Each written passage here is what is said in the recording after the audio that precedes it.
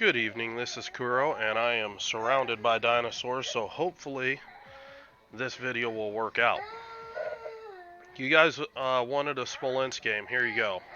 Enemy team, Kurfürst Kremlin, Quadruple Smolensk, Kleber, and Haragumo. Yeah, I know. That makes a lot of people want to cry, buddy. So, going over the matchmaking tells me right away this is going to be a very interesting game, and it's going to have to change the way that I play quite a bit because I don't have a smoke to disengage.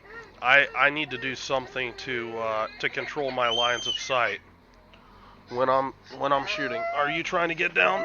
Okay, there you go. I actually have full control of my office chair now. He was standing behind me, and now he's decided to go do something else. So,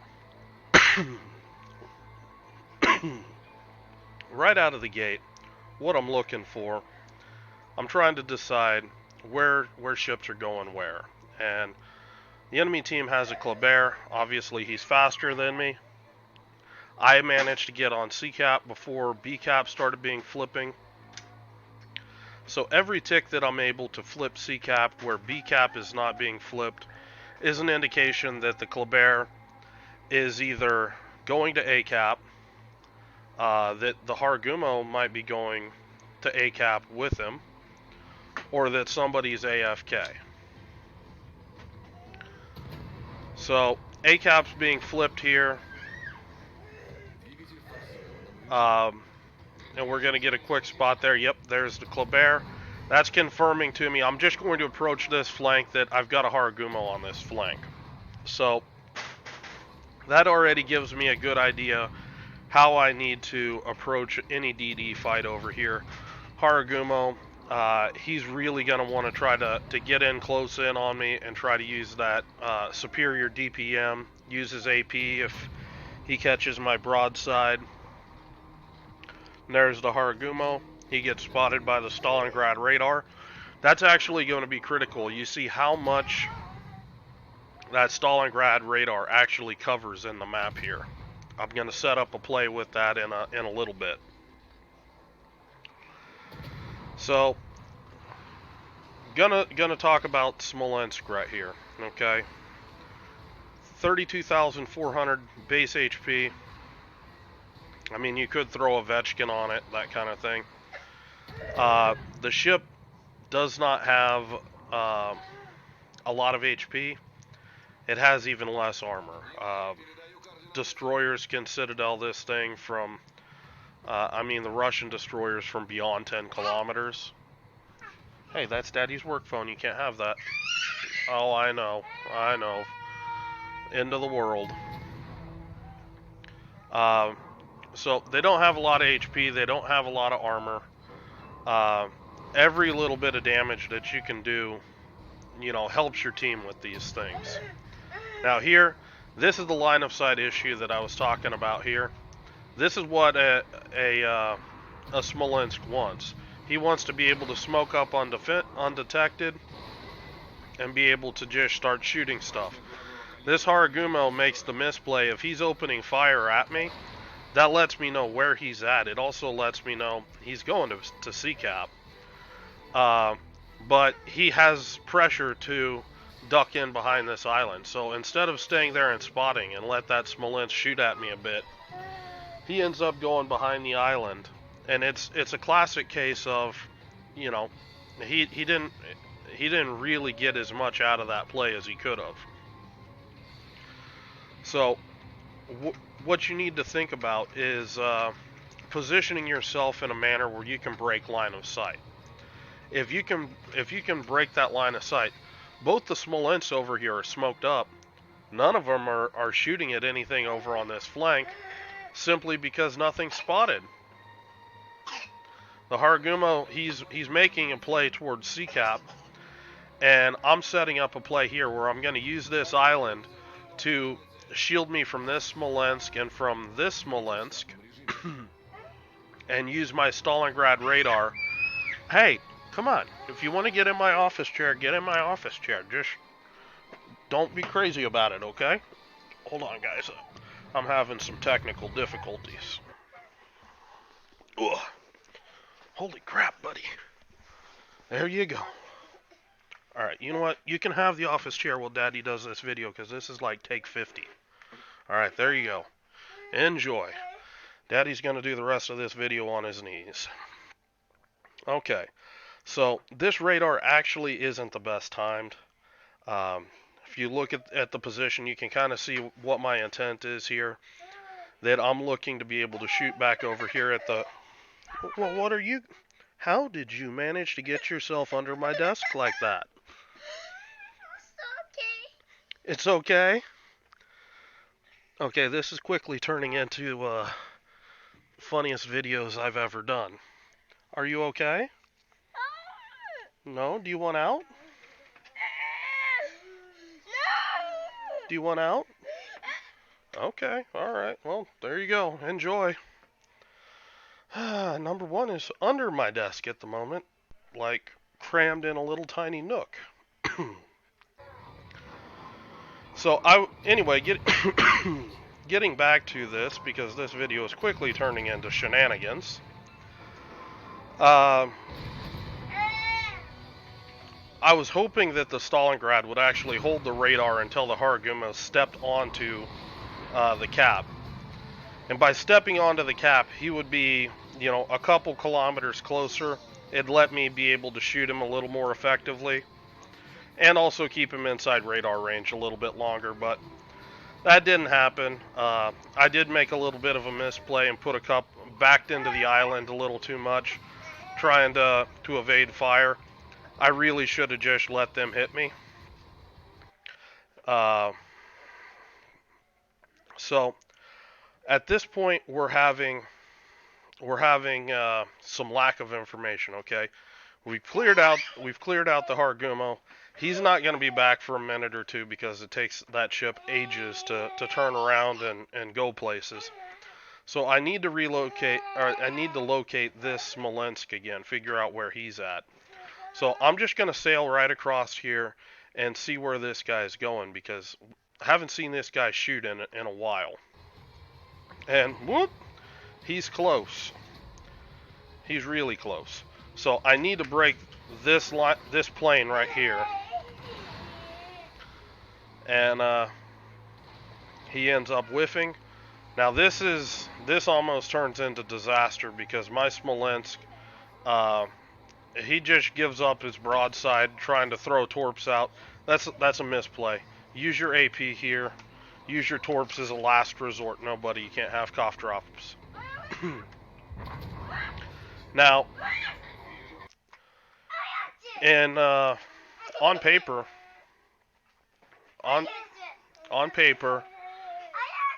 what in the world is going on? You can't fit through there. You want the elephant? Okay, there you go. Yeah, I gotta take a picture of this one. Holy crap. You can't even see her. She's surrounded by her entire court right now. All of her stuffed animals. And she's just kind of walled herself off. She's literally in like maybe an 18-inch by 18-inch box inside my underneath my desk. And that's where she wants to be. Okay, so I'm super distracted this video, and this might just be a comedy video that I just post on my site because this is getting ridiculous. So, Smolensk. This ship on paper has a significant DPM advantage with double the amount of gun barrels that Kaba does. A little bit more HP. However, this ship has a citadel, and Kaba does not. Further, Kaba also has 50mm armor plate that can absorb some of the HE, even if the Smolensk is using IFHE. He needs to be mindful where he's aiming. Otherwise, he can shatter a lot of his HE, and it could go bad for him. So, this fight, you'll notice I switched to AP because this Smolensk is in a bit of a crossfire with how he came around the island. And I'm trying to utilize my AP to do exactly that. Now, if I had to aim that first shot correctly, it would have practically one-shot him. So I took a little bit extra damage there because I misaimed. But, you know, you talk about the difference in... okay, gotta pause it there again because everything's just unfolding. So, on paper, you know, you're comparing DPMs. It's not even close. But the reality is that given certain engagement circumstances, if you get within the 10 kilometers, if you get their broadside, you are able to deal citadel damage to them. And when you start factoring in citadel damage, which is 100% of your DPM, as opposed to just regular penetration damage, which is 33%. Hey, calm down. Calm down. You're all right. You're not going to war, buddy. Obviously, the 33% HE penetrations is going to significantly reduce that paper DPM number. So don't just expect that a Smolensk squaring up. Hey, enough. You're being over the top. I know it's a scene you don't like, but you need to deal. So don't just assume that that because the spreadsheet says this that a Smolensk is just going to be able to roll over a Kaba. There's a lot more that goes into it as far as how you're able to fight it. I would say most of the cards are in the Smolensk favor, especially if he has somebody that he is able to spot while he can just sit in his smoke and just keep shooting. So, at this point, we've eliminated all the cruisers on this flank. I say we, my team. And basically, I'm starting to push from C to B because this is the guy I want. Now, this guy's been super aggressive, trying to shoot at me from distances that, frankly, this is a bad engagement for the Haragumo. I'm going to be able to hit him harder than he can hit me at these distances. Because even with this 32 millimeter pen, he's still going to struggle to pen significant areas of my ship.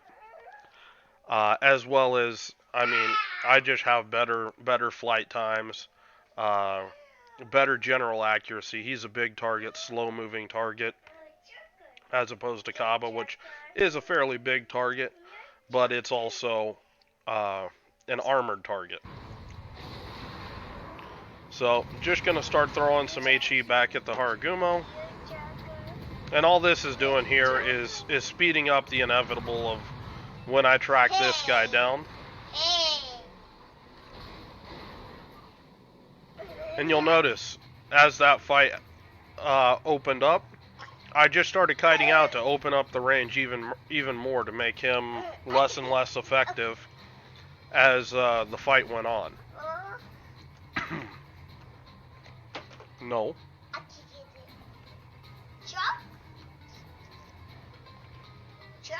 Oh my goodness. You guys. No, you can't have chocolate. You need more chocolate? No, chocolate is the last thing you need. I need more. I need more. No more chocolate. I need more. No. Daddy's telling Santa. What do you want? What do I want?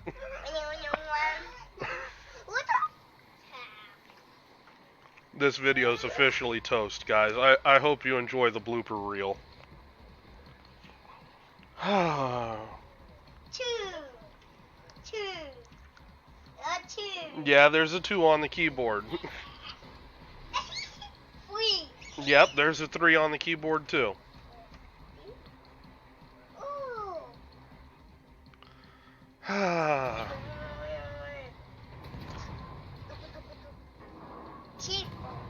No, you can't get on the table.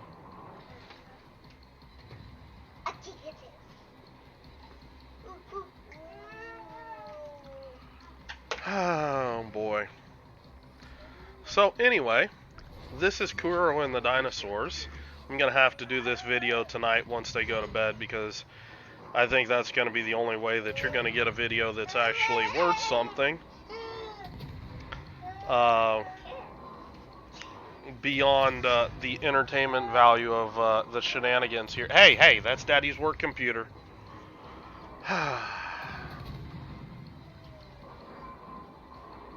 Yeah, this one's definitely going in their playlist. For those that don't know, I keep a playlist specifically for the dinosaurs to find.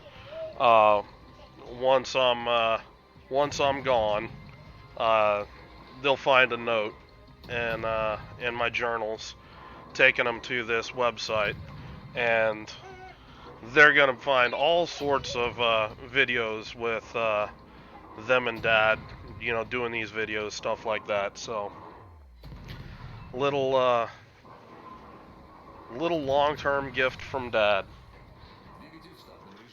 Hi, buddy. So anyway, I hope you guys enjoyed this video. This one I'm actually going to publish because um, this is the reason why I don't stream, guys. It would be like either the ultimate in entertainment because you see how crazy it is over here when the dinosaurs are awake, or yeah, shit, I don't know. Somebody would probably watch, me pulling my hair out trying to play the game and rein in 2 dinosaurs. I find it amusing. I'm sure somebody else would, but it doesn't really keep with what I'm trying to do here with how to teach people to play. So anyway, shit, you know what? For for the amusement part, let me know what you guys think of if you guys are interested in actually seeing a stream like that with me losing my mind, trying to wrangle dinosaurs as they're trying to climb our Christmas tree and throw water out of the Christmas tree. Yeah, that's you, buddy. Uh-huh. Yeah, you're the king of fishing water out of the Christmas tree. Come on, off the table. No climbing on Daddy's desk. I know, Dad's no fun. So let me know what you guys would think about a stream that's this sort of madness, and we'll go from there. So, not saying one way or another, but you know what? Let's judge the interest and see what you guys want. So, if you guys have any questions or comments, make sure you leave them below. And now you know why I have all of this gray hair. I hope you guys are having a good night, and I will talk to you later.